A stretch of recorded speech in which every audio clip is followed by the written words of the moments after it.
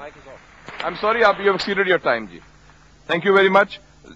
The last speaker for this discussion on national integration, Sayyid Adnan Kakakhel Sahib, seat number 93, Jamiatul Ulum Islamia, Banori Town, Karachi se ताल्लुक है इनका. Jamia उलूमुल Islamia Binori town Karachi. मेरे साथियों ने कल भी इस मौजू के ऊपर बहुत अच्छी बातें की.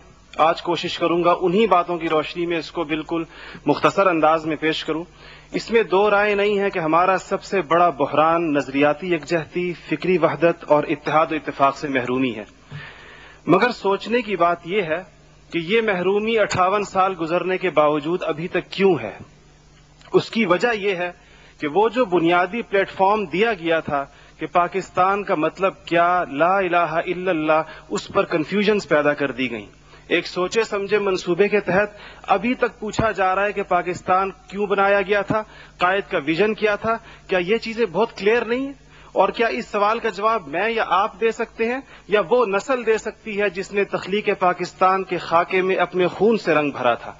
ये उनकी रूहों के साथ मजाक है, ये उनकी रूहों के साथ मजाक है, ये उनकी कुर्बानियों का मजाक है कि जी आप तो कट मरे, हमें समझ ही ना आया कि आपका मसला क्या था.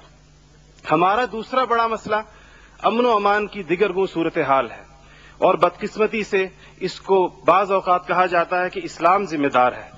हालांकि कुरान का मुताला बताता है कि सबसे ज्यादा इस्लाम अमन व अमान के ऊपर जोर देता है. इब्राहीम अलैहिस्सलाम की दुआ तो जरा देखिए. मईशत की बात बाद में करते हैं, इकोनॉमी की बात बाद में करते हैं, पहले अमन की बात करते हैं. फरमाते हैं रब्बि जअल हाज़ल बलद आमिना, इलाही मेरी इस बस्ती को अमन का गहवारा बना दे. फिर फरमाते हैं वर्ज़ुक़ अहलहु मिनस समरात, इसमें रहने वालों को इनकी मईशत भी ठीक कर दीजिए. और अल्लाह ताला भी जब अपने इनामात गिनवाते हैं तो फरमाते हैं इब्राहीम अलैहिस्सलाम को कि वइज़ जअलनल बैत मसाबतन लिन्नासि व अमना, हमने आपको एक ऐसी जगह बसाया जिसको बार बार आने की जगह और अमन का गहवारा बनाया. ये तो बात बिल्कुल वाज़े है. मसला ये है हमारा अमन व अमान तबाह क्यों हुआ, हमारा नौजवान किस तरह दहशतगर्दों का आला बना और हम रोज बरोज लाकानूनियत की दलदल में क्यों धंसे जा रहे हैं. जनाब सदर, नोट करने की बात है कि यह सबक उसको किसी मजहब ने नहीं सिखाया, ये सबक उसको किसी दीन ने नहीं बताया. ये तबकाती तफरीक, इस्तेहसाली निजाम, टैलेंट की बेकदरी, तालीमी ढांचे का खोखलापन, बे इंतहा करप्शन और इख्तियारात के नाजायज इस्तेमाल वो खौफनाक मसाइल हैं जो नौजवान को इस तरफ लेकर गए हैं. आप ये मसाइल हल कर दीजिए, आप ये मसाइल हल कर दीजिए, फिर देखिए ये नौजवान दहशतगर्द है या अमन पसंद है.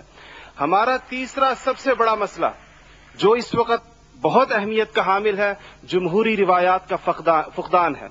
हम अभी तक हकीकी जमहूरी कल्चर और अवामी मैंडेट के एहतराम के माहौल को पैदा करने में नाकाम रहे हैं. टूटती बनती असम्बलियों, इंतखाबी धांधलियों और जनाब सदर अहम कौमी मसाइल में पार्लियामेंट को बाईपास करने की रिवायात ने अवाम का एतमाद मौजूदा पॉलिटिकल सिस्टम से उठा दिया है. इसके लिए हमें अपने उस पड़ोसी मुल्क से सबक सीखना चाहिए जहां से मुशाहिद साहब तशरीफ लाए हैं और आप अनकरीब जाने वाले हैं. उनकी और हमारी तारीख आजादी एक ही है. उनको और हमको हमें और उनको एक जितना वक्त मिला है, मगर उन्होंने अपने यहाँ जमहूरी अक़दार को इतना मजबूत कर दिया है कि हुकूमत कितनी नाकाम साबित क्यों ना हो जाए, कोई भी उस्ताद टूट पड़े, ये नहीं हो सकता कि फौज बैरकों से निकले इक़्तिदार में आकर बैठ जाए. इसी तरह जनाब सदर, मैं ये समझता हूं कि आज इस हॉल में लगी हुई कायद की तस्वीर आपसे पूछ रही है, आगे आप खड़े हुए हैं कि जनरल तुम तो सरहदों के रखवाले हो, तुमको ईवान इख्तिदार की राह किसने दिखाई है. और जनाब वाली, जनाब आला, हमारा तीसरा सबसे बड़ा मसला एलीट क्लास इकोनॉमी है.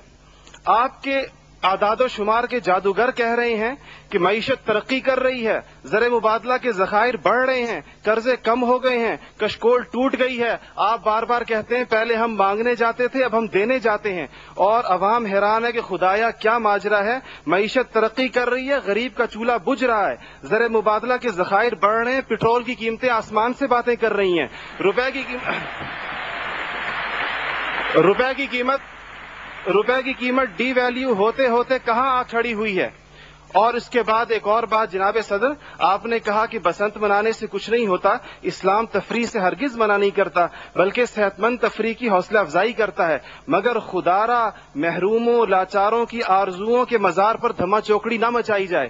دیکھیں اسلام یہ کہتا ہے اگر ایک گھر کے اندر ایک عجیب تاثر ہے، ٹھیک ہے لوگ انفرادی طور پہ پتنگ اڑائیں، کوئی اس کو حرام نہیں کہتا، مگر جب ایک غریب دیکھتا ہے کہ میرے پیٹ میں روٹی نہیں، میرا صدر پتنگ بازی کر رہا ہے، تو وہ یوں سمجھتا ہے کہ ہمارے درمیان کوئی گیپ ہے. آپ بالکل وہ سمجھتا ہے. غریب کہتا ہے کہ میں غریب دیکھتا ہے، غریب آپ کو اس کے احساسات کا بالکل اس طرح لگتا ہے ایک گھر کے اندر میت پڑی ہو اور آپ دوسرے گھر کے اندر ڈرم بجائیں کہ میں تو آزاد ہوں، غم تو تمہارا ہے میرا نہیں ہے. تو اس کو کوئی بھی اس کی اجازت نہیں دے گا، کوئی بھی مذہب کہے گا کہ نہیں. اس کا احساس کیجئے، اس کے اشک شوئی کریں، اس کو سینے سے لگائیے. اس کے علاوہ جناب صدر ایک بہت اہم بات جو ہم محسوس کرتے ہیں کہ بعض مسائل آپ کے لہجے کی کرختی کی وجہ سے خراب ہوتے ہیں. آپ بلوچستان کے عوام سے کہتے ہیں تمہیں ہم وہاں سے ہٹ کریں گے، تمہیں پتہ ہی نہیں چلے گا ہم نے تمہیں کہاں سے ہٹ کیا ہے. یہ چیزیں آپ قوم کے بڑے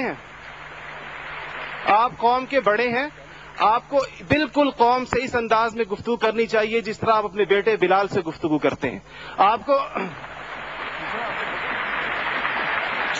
اس کے جناب صدر آپ کا لہجہ جو ہے، وردی کی بات میری بہن نے کی، وردی کی بات تو آپ نے خود 14 کروڑ عوام سے کہا تھا میں 31 دسمبر کو اتار دوں گا، پھر قوم کے وسیع تر مفاد میں آپ وعدے سے مکر گئے.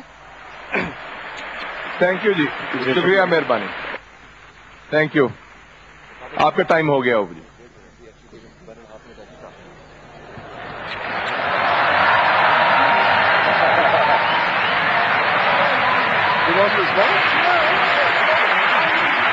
رسپونڈ کریں